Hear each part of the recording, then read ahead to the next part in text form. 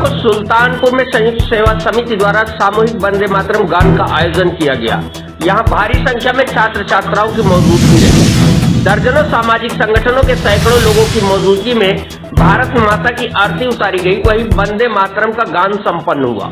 कार्यक्रम में अतिथि के रूप में पहुंचे सुल्तानपुर प्रशिक्षण महाविद्यालय के प्राचार्य IPS ब्रजेश मिश्रा, कमला नेहरू प्रौद्योगिकी संस्थान के निदेशक व वरिष्ठ पत्रकार राज खन्ना ने वंदे मातरम को लेकर कई ऐतिहासिक बातों से जन समूह को रूबरू कराया।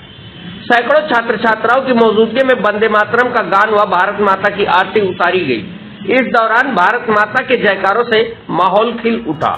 संयुक्त सेवा समिति के संयोजक डॉक्टर सुधाकर सिंह ने सभी आगंतुकों का आभार व्यक्त करते हुए राष्ट्र निर्माण के लिए सभी की एकजुटता पर जोर दिया।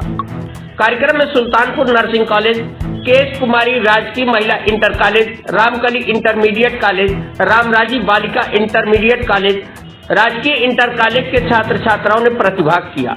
यहाँ सभी का जोश देखने लायक था। कार्यक्रम में शामिल होने के लिए राष्ट्रीय स्वयंसेवक संघ के विभाग प्रचारक श्री प्रकाश जी, जिला प्रचारक Ashish ji, doctor AK Singh, doctor DS Mishra, नगर पालिका अध्यक्ष प्रवीण कुमार अग्रवाल, गोमती मित्र मंडल के प्रदेश अध्यक्ष रुद्र प्रताप सिंह मदन, दिनकर प्रताप सिंह, भागवताचार्य ब्रजेश जी, व्यापारी नेता हिमांशु मालवी, डॉक्टर SP गोयल, भाजपा नेता रूपेश सिंह, सभासद दिनेश चौरसिया, डॉक्टर AN सिंह, पवन सिंह, जितेंद्र श्रीवास्तव, अवनीश सिंह गुड्डू, अम्बे दल के संयोजक परितोष कसौधन, गणेश पूजा समिति के संयोजक अनिल द्विवेदी, अभिषेक सिंह अंकुरण समेत सैकड़ों गणमान्य मौजूद रहे।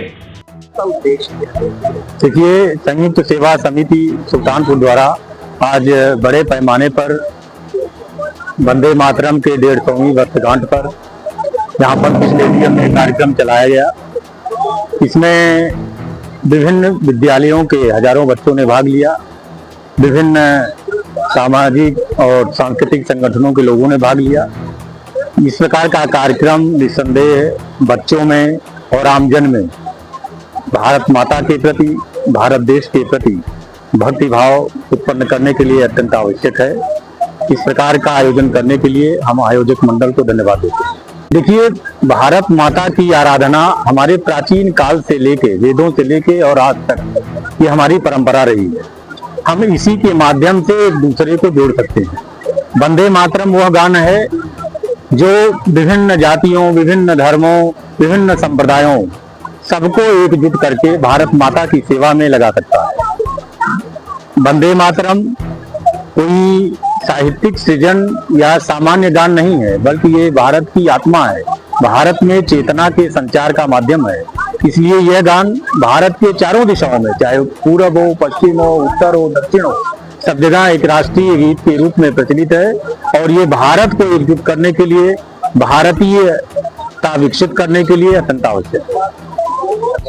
इसका उद्देश्य क्या है? आज वंदे मातरम गीत का जो है 150 वर्ष हो गया इसको और संयुक्त सेवा समिति द्वारा आज यहाँ पर स्टेडियम में बृहद रूप से आज वंदे मातरम गीत का गायन हुआ है। और इसका उद्देश्य खाली ये है कि हमारी जो नई पीढ़ी है, युवा पीढ़ी है, हमारे बच्चे छात्र हैं, छात्राएं, इनके बीच में वंदे मातरम जो हमारा राष्ट्र गीत है उसकी भावना पैदा हो और इसी गीत को गाकर हमारा देश जो है वीर सपूतों ने गाकर स्वतंत्रता पाई है।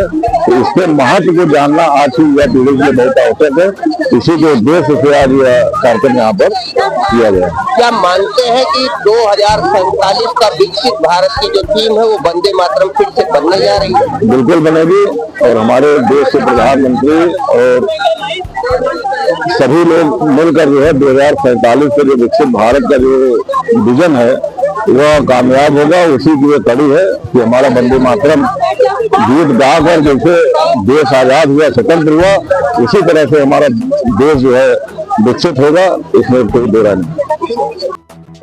ये वंदे मातरम का गान था, समूह गान।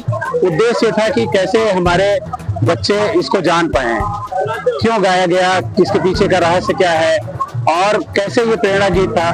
कैसे जब हमारे भारत लोग के सपूत सोए हुए थे तो कैसे ये गीत सारे लोगों के अंदर प्रेरणा भरा और सब लोग उठ के और जो जहां से था वहीं से निकलना शुरू कर दिया कि माँ को हम लोग गुलामी की बेड़ियों से मुक्त कराएंगे, और सब लोग एक तरफ से निकल गए। इतने महापुरुष जितने उस समय भारत में पैदा हुए आज तक के इतिहास में कभी इतने नहीं पैदा हुए, और उसके पीछे अगर कोई कारण था तो यह प्रेरणादायक गीत था जो लोगों को घर से और उनकी चेतना को जगा के उनको बाहर निकाला, और माँ की बेड़ियों से, माँ जो बेड़ियों में थी उसको मुक्त कराने में अपना सारा का सारा सत्य